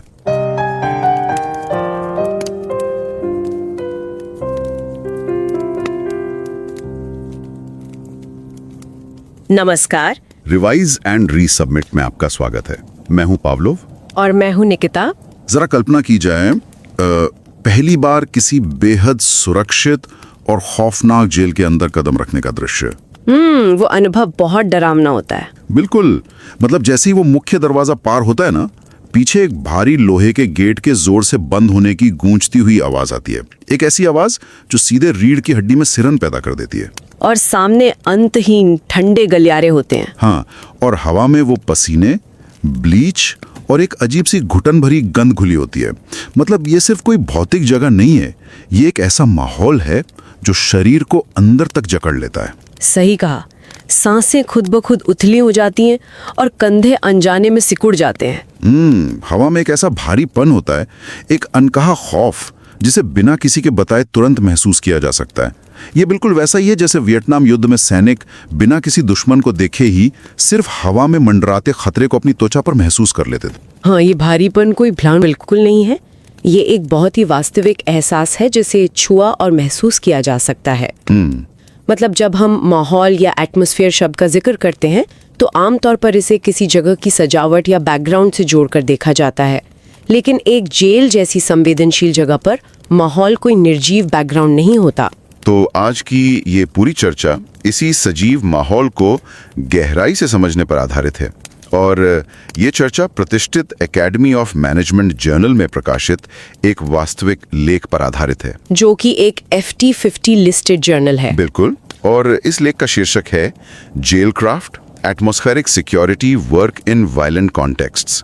इसके लेखक हैं वॉरविक यूनिवर्सिटी के एड्रियन मैरिसन, मैक्वेरी यूनिवर्सिटी के जेको लोक और यूनिवर्सिटी ऑफ कैम्ब्रिज के मार्क डी रॉन्ड। जी अच्छा, चर्चा में आगे बढ़ने से पहले एक बहुत ही जरूरी घोषणा है। हाँ, हमारे प्रसारण के शेड्यूल को लेकर। बिल्कुल, मार्च 2026 से यह कार्यक्रम अब हर रविवार और सोमवार को प्रसारित होने वाला एक साप्ताहिक कार्यक्रम बन चुका है। रविवार को हम क्लासिक पेपर या किताबों की समीक्षा करते हैं और सोमवार को शीर्ष पीयर रिव्यू जर्नल्स के प्रकाशनों पर ध्यान केंद्रित किया जाता है।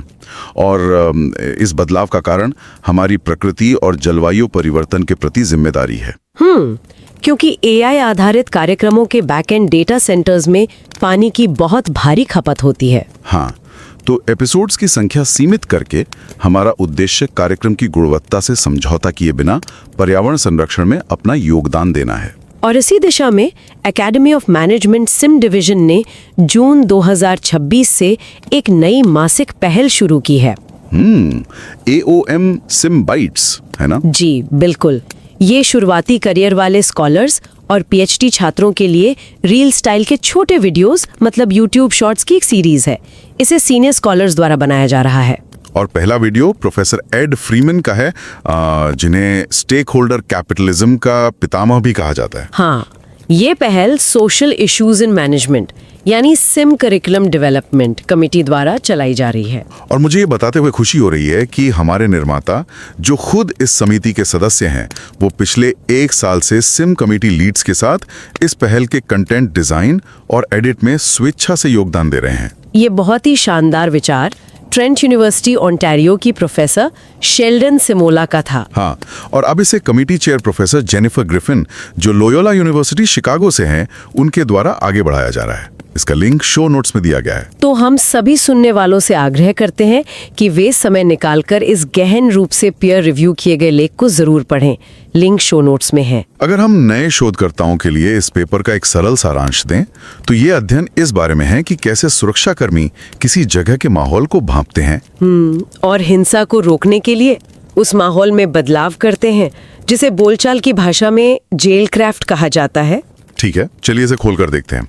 क्योंकि हिंसा को रोकने के लिए सुरक्षा कर्मियों को सबसे पहले ये समझना होता है कि हिंसा घटित होने से पहले महसूस कैसी होती है। बिल्कुल, पेपर के अनुसार माहौल को रियल टाइम में महसूस किया जाता है, और अगर हम नए और अनुभवी ऑफिसर्स के बीच का अंतर देखें तो वो बहुत स्पष्ट है। नए ऑफिसर्स अक्सर घबरा जाते हैं ना? हाँ, नए ऑफिसर्स इस भारी और तनावपूर्ण माहौल से पूरी तरह घबरा जाते हैं।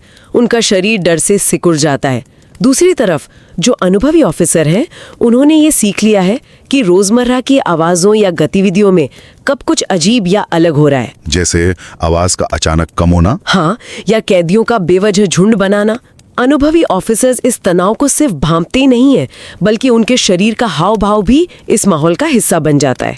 लेकिन जरा इस पर सोचा जाए, क्या ये किसी सुपर हीरो के स्पाइडर सेंस की तरह है? मतलब एक तरह से कह सकते हैं। लेकिन क्या हर वक्त 24 घंटे इतनी सतर्कता और चौकन्नापन इंसान को अंदर से पूरी तरह थका नहीं देता होगा? यहाँ जो सबसे रोचक बात है वो ये है कि ये सतर्कता छुपकर नहीं बल्कि जानबूझकर दिखावे के लिए भी की जाती है। अच्छा, दिखावे के लिए। हाँ। ताकि कैदी जान सके कि ऑफिसर्स तैयार है।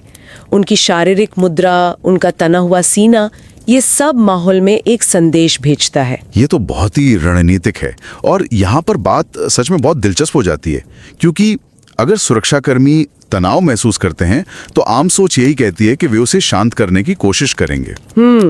लेकिन आश्चर्यजनक रूप से कई बार वे इसके बिल्कुल विपरीत काम करते हैं। वे जानबूझकर तनाव को और बढ़ा देते हैं, जिसे पेपर में जोनिंग और को-ऑप्टिंग कहा गया है ना? बिल्कुल। जोनिंग का मतलब है कि किसी खास समय या जगह पर, जैसे जब कैदी नहाने या मिलने जाते हैं, तो ऑफिसर्स जानबूझकर अपनी चौकसी बढ़ा देते हैं। मतलब वे एक जगह इकट्ठा होकर ये सुनिश्चित करते हैं कि कैदियों को उनका डर दिखे। हाँ, इसे स्वैम्पिंग कहते हैं। ये एक तरह का डिटरेंट या रोकथाम है।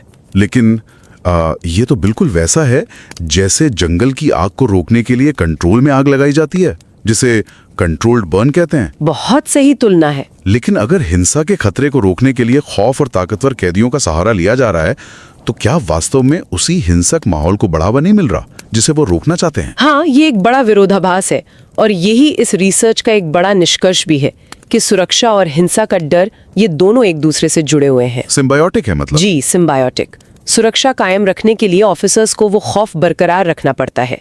वे को-ऑप्टिंग का इस्तेमाल करते हैं, मतलब वे कुछ ताकतवर कैदियों का उपयोग करते हैं जिन्हें वो मीट हेड्स कहते हैं, जो बिना कुछ कहे सिर्फ अपनी मौजूदगी से छोटे मोटे झगड़े शांत कर देते हैं। बिल्कुल। लेकिन जैसा कि आपने कहा, कोई भी प्रेशर कुकर हमेशा तेज आंच पर नहीं रखा जा सकता। हाँ, अगर तनाव बढ़ता ही गया तो वो फट जाएगा। इसलिए उन्हें इस माहौल की गर्मी को कम करना भी आना चाहिए। और यहीं पर डैम्पनिंग द एटमॉस्फेयर या माहौल को शांत करने की कला आती है। इसमें सबसे पहला है डिस्क्रेशन, यानी अपने विवेक या छूट का इस्तेमाल करना। इसका कोई उदाहरण? जैसे पेपर में बताया गया है, एक अनुभवी ऑफिसर जानती है कि हर छोटे नियम का कड़ाई से पालन नहीं करवाना चाहिए। एक थके हुए कैदी को नियम के खिलाफ जाकर भी 5 मिनट नहाने की छूट दे देना पूरे माहौल का तनाव कम कर देता है। ये तो एक अनुभवी माता पिता की तरह है, जो जानता है कि बच्चे पर कब सख्त नियम लागू करने हैं और कब किसी छोटी गलती को नजरअंदाज करके शांति बनाए रखनी है। सही कहा। हाँ, लेकिन नए ऑफिसर्स अक्सर इसी में गलती करते हैं ना? अगर हम इसे बड़े पैमाने पर देखें तो नए ऑफिसर्स अक्सर अपने अधिकार को लेकर डरे रहते हैं, इसलिए वे हर नियम को कड़ाई से थोपते हैं, जिससे तनाव और बढ़ जाता है। असली जेलक्राफ्ट इसी संतुलन का नाम है। इसके अलावा डी-एस्केलेशन यानी तनाव कम करना भी बहुत जरूरी है। जैसे अपनी आवाज को धीमा लेकिन दृढ़ रखना। हाँ, हाथों को खुला रखना और आक्रामक हाव भाव से बचना। और सबसे बड़ी बात, रिस्पेक्ट या सम्मान। कैदियों से इज्जत से बात करना, जिससे उनका गुस्सा तुरंत शांत हो जाए। तो इन सब का आखिर मतलब क्या है? ये सिर्फ जेल की चारदीवारी तक सीमित नहीं है। ये हमारे आज के समाज और काम करने की जगहों की एक बहुत बड़ी सच्चाई को उजागर करता है। बिल्कुल। अकादमिक दुनिया के लिए इसका मतलब है कि एटमॉस्फेयर सिर्फ एक एहसास नहीं है, बल्कि ये एक एक्टिव टूल है। इसे एटमॉस्फेरिक वर्क कहा जा सकता है। ये इमोशनल कॉम्पिटेंस से बहुत अलग है। और प्रोफेशनल्स के लिए? किसी भी लीडर, टीचर या मैनेजर के लिए माहौल को समय रहते पढ़ना और उसमें बदलाव करना एक बेहद जरूरी स्किल है। लेकिन इसका समाज पर जो व्यापक प्रभाव है वो मुझे बहुत सोचने पर मजबूर करता है, क्योंकि समाज का सिक्योरिटाइजेशन हो रहा है। मतलब हर जगह सुरक्षा का घेरा बढ़ता जा रहा है। हाँ, जब हम एयरपोर्ट्स, मॉल्स या पब्लिक इवेंट्स में भारी सुरक्षा और चौकन्ने गार्ड्स को देखते हैं, तो तार्किक रूप से हमें सुरक्षित महसूस होना चाहिए। लेकिन मनोवैज्ञानिक रूप से कुछ और ही होता है। उनके वो चौकन्ने शरीर और हथियार हमारे अंदर एक ऐसा माहौल भर देते हैं कि यहाँ कोई बड़ा खतरा है। बिल्कुल, सुरक्षा ही हमें असुरक्षित महसूस करा रही है। ये एक बहुत अजीब सा डर है जो हवा में घुल जाता है।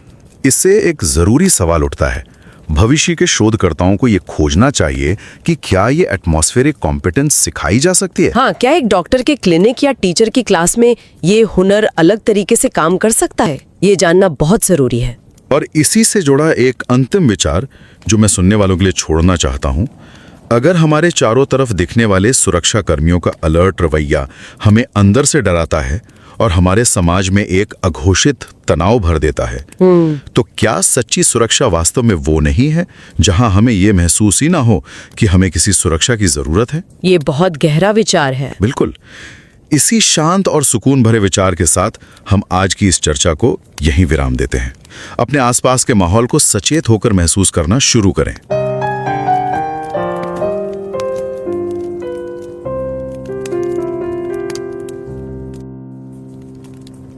Forestil dig lige lyden, altså den der tunge, massive stålport, den smækker i bag dig med et helt øredøvende metallisk ekko.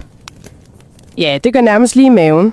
Præcis. Det forplanter sig helt ned i brystkassen på dig. Og i samme sekund porten er låst, så rammer lugten dig.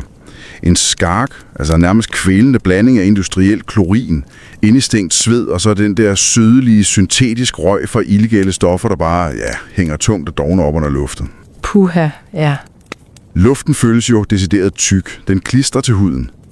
Og mens du tager de der allerførste, lidt famlende skridt ned ad de endeløse gange, hvor hundredvis af skyer bevæger sig bag trammerne, så sker der noget med din krop. Helt uden du tænker over det. Man reagerer bare instinktivt. Så præcis. Dine skuldre, de trækkes ufrivilligt helt op under ørerne, ikke? Dit åndedræt bliver overfladisk, nærmest stavåndet. Brystkassen snører sig simpelthen sammen. Det er som om hele din biologi instinktivt forsøger at folde sig ind i sig selv, altså for at blive usynlig, mens den her mur af fjendtlige øjne betragter dig fra cellerne. Det er jo en utrolig stærk fysisk reaktion, og det trækker faktisk tråde direkte til den måde, veteranen Tim O'Brien beskriver amerikanske soldater på under Vietnamkrigen, altså i hans bog The Things They Carried.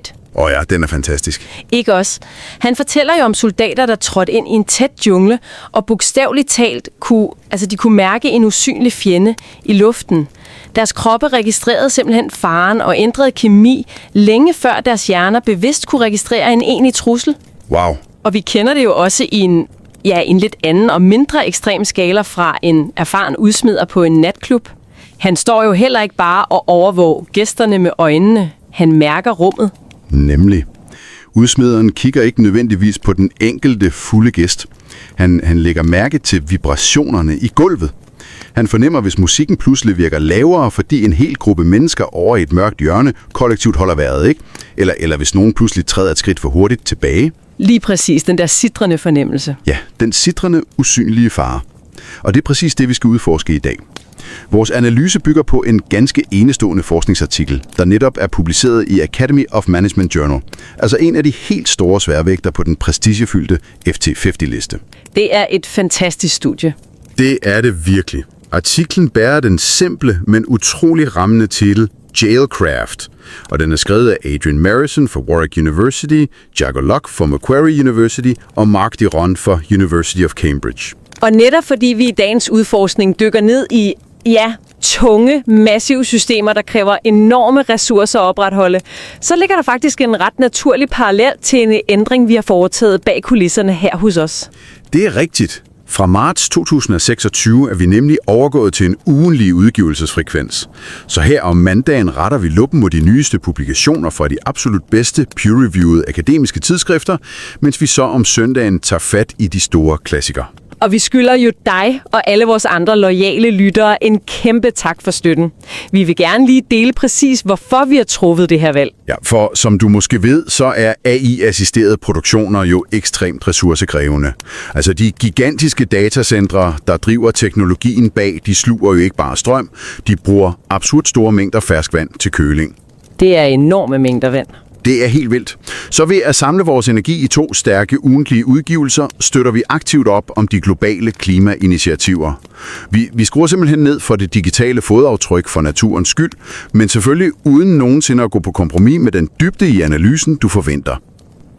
Og den her bevidsthed om ressourcer og om at dele viden på en smart måde, det afspejler sig faktisk også i et andet fantastisk initiativ i den akademiske verden. Fortæl endelig om det. Jo, fra juni 2026 har Academy of Management SIM Division, altså Social Issues in Management, de har simpelthen lanceret AOM SIM-Bytes i al stilhed.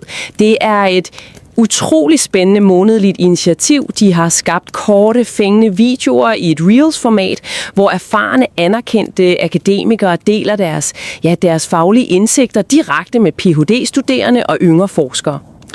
Det er så fedt et format, og vi ligger jo stærkt ud der, for den allerførste video er med professor Ed Freeman, manden, der i akademiske kredse er kendt som faderen til interessenskapitalismen. Lige præcis. Og hele det her enorme maskinrum ledes af SIM Curriculum Development Committee. Ja, og her er vi faktisk mere end almindeligt stolte. Vi kan nemlig fortælle, at vores egen producer her på holdet har arbejdet frivilligt sammen med komiteen det seneste år, altså på at udtænke designet og klippe indholdet til de her videoer. Det er virkelig et formidabelt stykke arbejde. Og hele initiativet udsprang jo oprindeligt som en idé fra professor Sheldon Semola. Ja, fra Trent University i Ontario. Nemlig. Og det drives nu med utrolig sikker hånd videre af komiteens formand, professor Jennifer Griffin fra Loyola University i Chicago. Linket til AOM SIM-Bytes ligger i øvrigt klar til at nede i vores show notes. Sammen med linket til dagens artikel, Jailcraft, selvfølgelig. Og vi vil virkelig opfordre dig til at tage dig tiden til at læse den her omhyggeligt peer-review-tekst. Den er usædvanligt velskrevet. Den er næsten poetisk visse steder. Ja, det er den faktisk. Men hvis du lytter med nu, og måske er helt ny i forskningsverdenen, eller bare lige har brug for at få ridset banen op, så lad os koge essensen ned. Artiklen undersøger det, de kalder fængselshåndværk. Ja. Og den viser os systematisk, at fængselsbetjente ikke bare læner sig op af overvågningskameraer, tunge metaldøre og et eller andet stift reglement for at holde freden. Nøglen til overlevelse er, at de bruger deres egne kroppe og instinkter til aktivt at mærke og styre den usynlige stemning på fængselsgangene. De manipulerer simpelthen atmosfæren, kan man sige.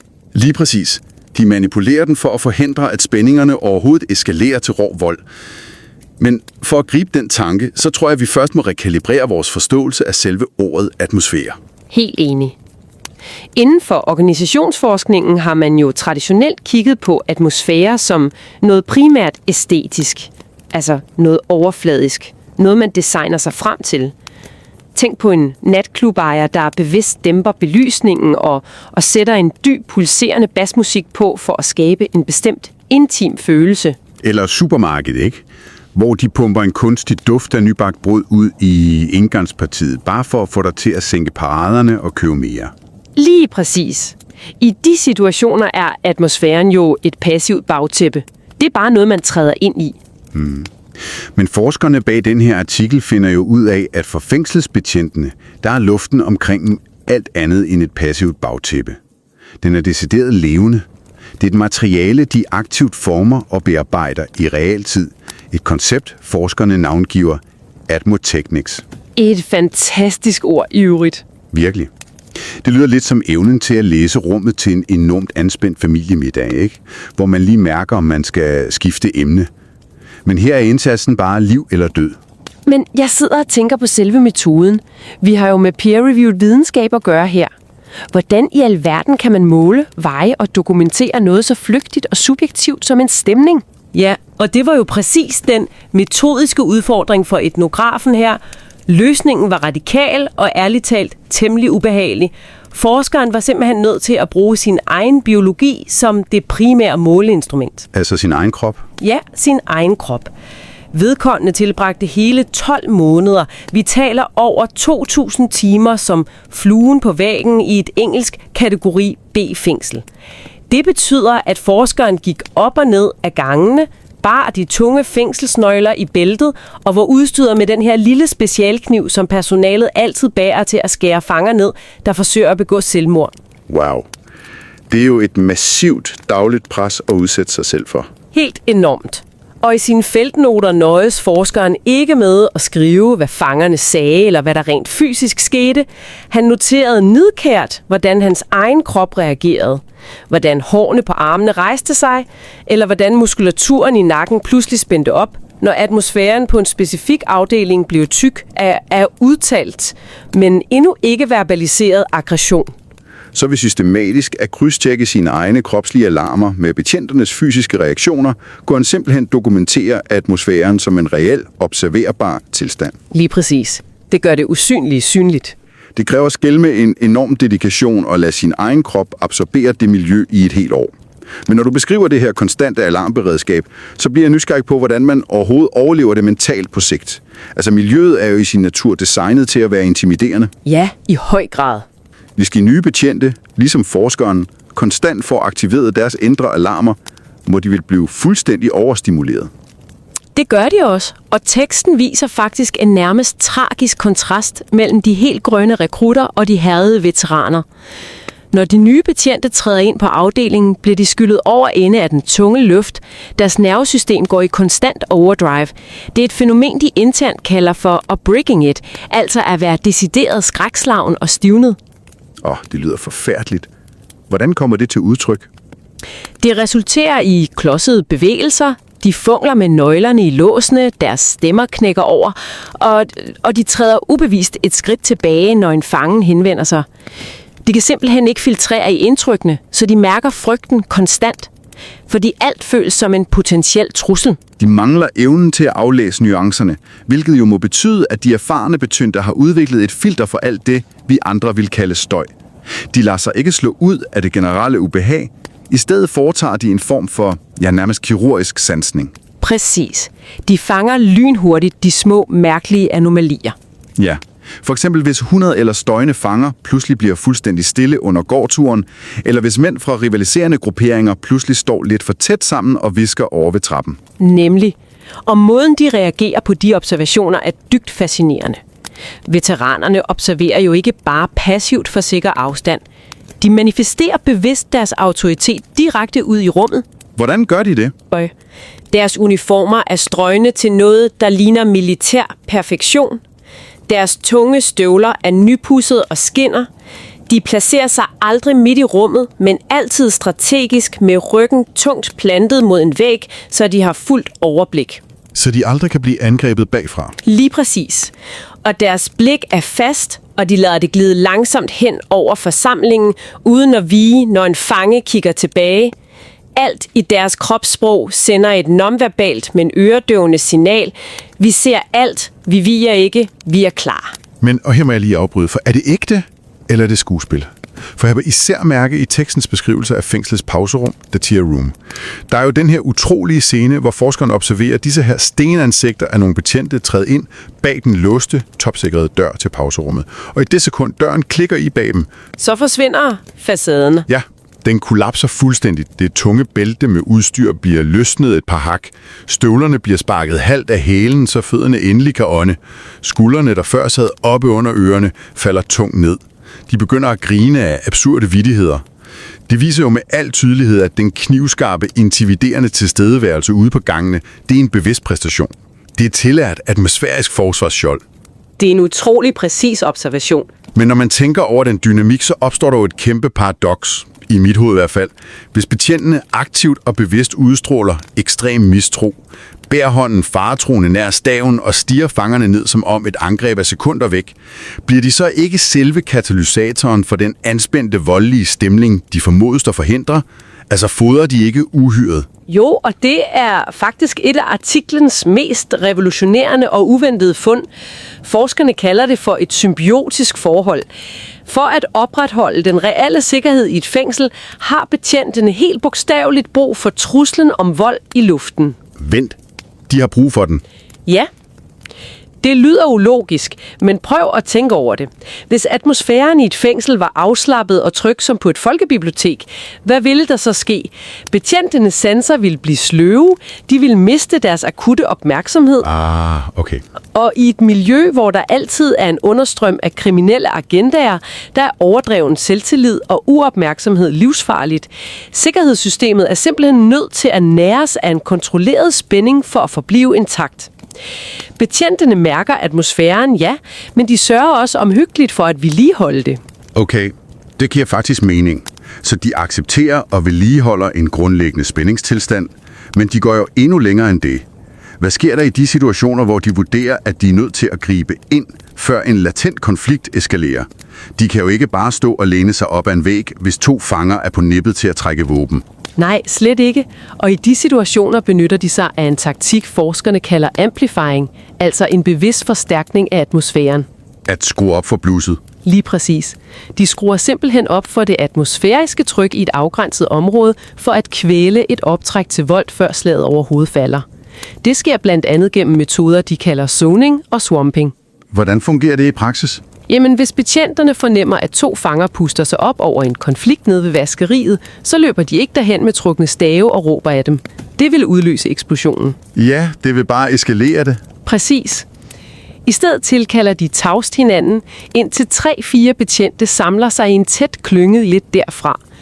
De stiller sig op, låser deres blikke fast på de 2 fanger og lader deres samlede fysiske masse udstråle et massivt urokkeligt beredskab. De ændrer simpelthen luften og tyngdekraften omkring det vaskeri der. Psykologien i det er jo enormt stærk.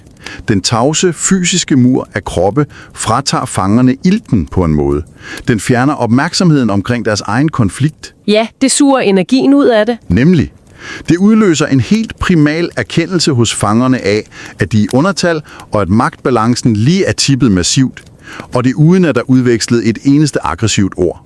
Det minder mig utrolig meget om en kontrolleret skovbrand. En skovbrand? Hvordan det? Jo, altså, skovarbejdere sætter jo sommetider bevidst ild til en lille, utørret del af skovbunden for at brænde alt brændstoffet af under kontrollerede forhold. På den måde forhindrer de, at en lille gnist senere udvikler sig til en uoverskuelig kæmpebrand. Det er en utrolig rammende analogi. For det handler nemlig om at udmatte brændstoffet tidligt. Men problemet med at lege med ild er jo selvfølgelig, at vinden lynhurtigt kan vinde. Derfor har betjenten også en anden, mere kontroversiel metode til at forstærke autoriteten, nemlig kooptation. At de medopterer eller ligefrem annekterer andres magt i rummet. Og det er her, at tekstens måske mest billedskabende karakterer kommer ind på scenen. Dem, de internt i fængslet kalder for meatheads. Lige præcis. Meatheads er fængselsslang for de fanger, der er enormt muskuløse, fysisk intimiderende og som ofte har en ret høj og magtfuld status i fangehierarkiet. Og instinktivt skulle man jo tro, at fængselspersonalet vil forsøge at isolere eller stikke de her alfahanner for at svække deres magt. Ja, det vil være den logiske antagelse, men hverdagen dikterer noget andet. Erfarne betjente rekrutterer dem faktisk bevidst, om end uformelt. De tildeler dem eksempelvis de privilegerede jobs, som at være rengøringsfolk på fællesgangene.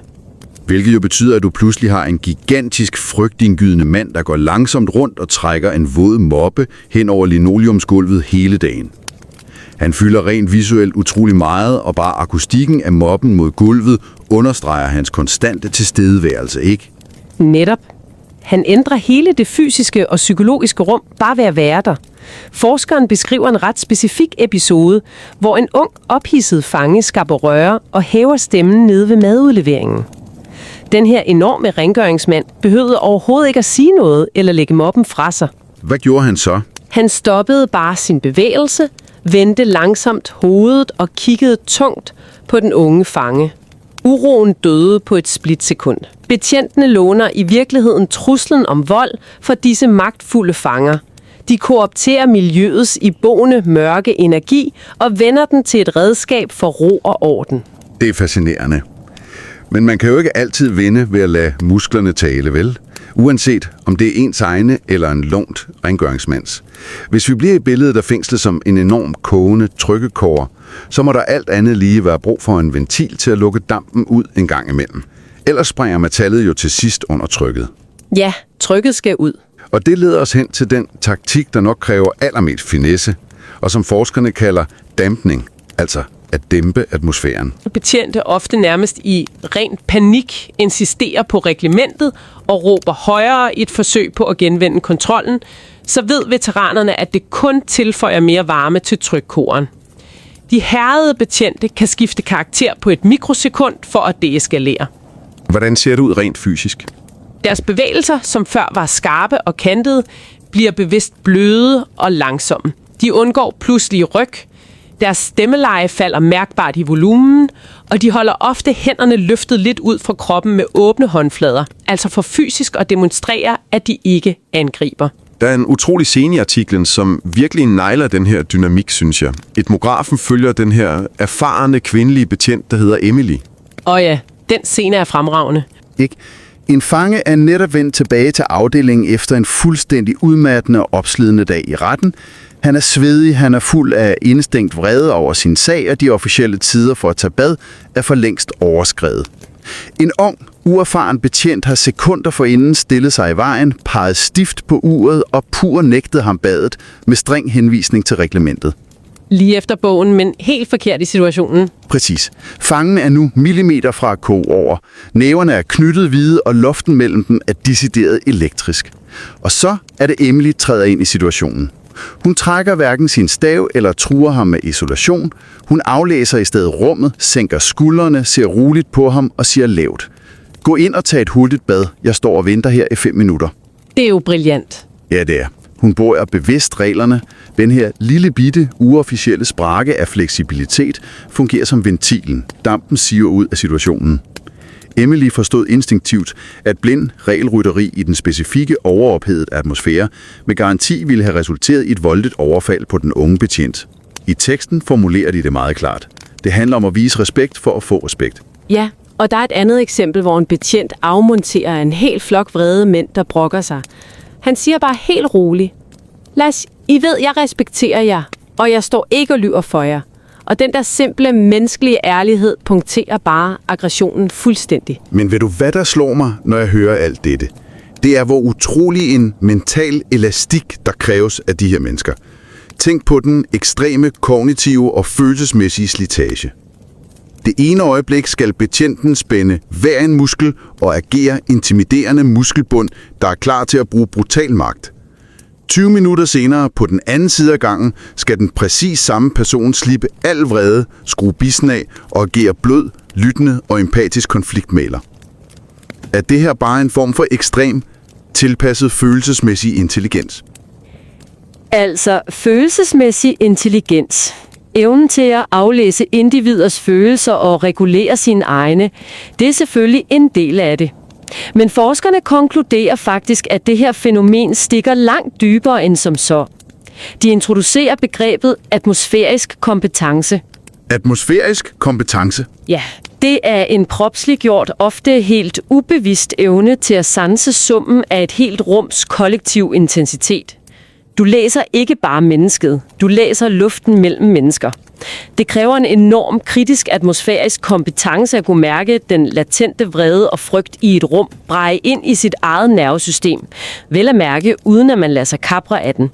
Betjenten absorberer det massivt tryk, men formår at holde hovedet koldt, så deres dømmekraft og refleksion forbliver intakt midt i orkanens øje. Så hvad kan vi der ikke går på arbejde bag høje, pigtrådsbeklædte mure, og hvis største fare på kontoret er, at kaffemaskinen bryder sammen, hvad kan vi egentlig bruge det her til? For praktikere i alle mulige brancher er indsigten uvurderlig. Hvis du er folkeskolelærer og træder ind i et uroligt klasselokale. Hvis du er sygeplejerske i en kaotisk og overfyldt akutmodtagelse. Eller hvis du er mellemleder, der skal overlevere dårlige nyheder til et anspændt afdelingsmøde. For alle de her mennesker understreger forskningen, at evnen til at læse rummet ikke bare en diffus poppsykologisk floskel, der lyder godt på et CV. Det er en benhård, konkret og atmosfærisk kompetence. Måden du bærer din krop på og din evne til at mærke trykket påvirker direkte effektiviteten, samarbejdet og sikkerheden i dit miljø. Det er et håndværk, der kan trænes og forfines. Det er jo utrolig god mening, men det efterlader os også med et makroperspektiv og måske en noget mere provokerende tanke at tage med os ud i den virkelige verden i dag. Artiklen berører nemlig det, forskerne kalder securitization, altså en stigende sikkerhedsliggørelse af vores moderne samfund. Ja, og det ser vi jo alle vegne. Det er overalt omkring os. I dag er der markant flere privatansatte sikkerhedsvagter, end der er egentlige politibetjente i gadebilledet. Vi møder dem ved indgangene til indkøbscenter, når vi skal igennem sikkerhedskontrollen i lufthavnen, på togstationer, og selv ved fredelige folkelige demonstrationer står de der i deres neongule veste. Hvilket jo leder frem til et utroligt spændende spørgsmål. Helt præcis. Det store, ubehagelige spørgsmål. Hvis langt størstedelen af de her sikkerhedsfolk er trænet i en et eller anden form for udvandet Jailcraft, hvis de er professionelle vane, konstant spænder op i kroppen, udviser mistro, stiger folk stift ind i øjnene for at etablere autoritet og patruljerer med en kropslig forventning om, at volden lurer lige om hjørnet. Er det så muligt, at de i virkeligheden er med til at skabe spændingen? Det er næsten paradoksalt. Ja. Er det deres manifesterede mistro, der drypper ned i samfundets atmosfære og skaber den udefinerbare, lurende utryghed, den ambient unease, som så mange af os mærker i hverdagen? Skaber vores sikkerhedssystemer den utryghed, vi i virkeligheden hyrer dem til at fjerne? Det er et ufatteligt vigtigt og tankevækkende perspektiv. For som forskningen jo netop understreger, atmosfære er smitsom. Vores biologi er designet til at spejle vores omgivelser, så når vores kroppe læser de vaksomme blikke og de unaturligt spændte skuldre hos autoriteter i byrummet, så overtager vi ubevidst den samme mistro og frygt. Vi bliver spændte, simpelthen fordi de beder os om det nonverbalt. Så her på falderebet vil vi gerne give dig en lille opgave med. Noget at tygge videre på, når du i morgen træder ind ad døren til din egen arbejdsplads. Hvad enten det er et åbent kontorlandskab, en klinik eller et værksted. Prøv bevidst at lægge mærke til atmosfæren i det rum, du træder ind i. Hvem er det egentlig, der dikterer stemningen? Er det dem, der ubevidst trækker spændingen i vejret og suger ilten ud af rummet gennem deres kropssprog, deres hastige bevægelser og deres udstråling af evig travlhed? Eller er det dem, der bevidst dæmper luften, sænker skuldrene og skaber mentalt rum til andre? Det er en virkelig god refleksion at tage med sig. Ja, og endnu vigtigere for dig selv. Kan vi træne os selv i at manifestere psykologisk sikkerhed i vores omgivelser med præcis samme bevidste omhu og kropslig kontrol, som fængselsbetjenten træner sig selv i at skabe ubestridt autoritet? Vi håber, at dagens udforskning af fængselshåndværket har udvidet din horisont og givet dig et helt nyt skarpt sprog for de usynlige kræfter, du påvirkes af hver eneste dag. Tak fordi du valgte at bruge en del af din dag i selskab med os og denne forskning. Vi håber, du vil fortsætte med at læse kildematerialet, reflektere og ikke mindst lægge mærke til de rum, du bevæger dig igennem næste gang du træder ind ad en dør og mærker dit åndedræt blive en anelse mere overfladisk og skuldrene krybe den der halve centimeter opad, så ved du nu, at det ikke bare er i dit hoved, det hænger i luften. Mærk den, læs den og pas godt på dig selv derude.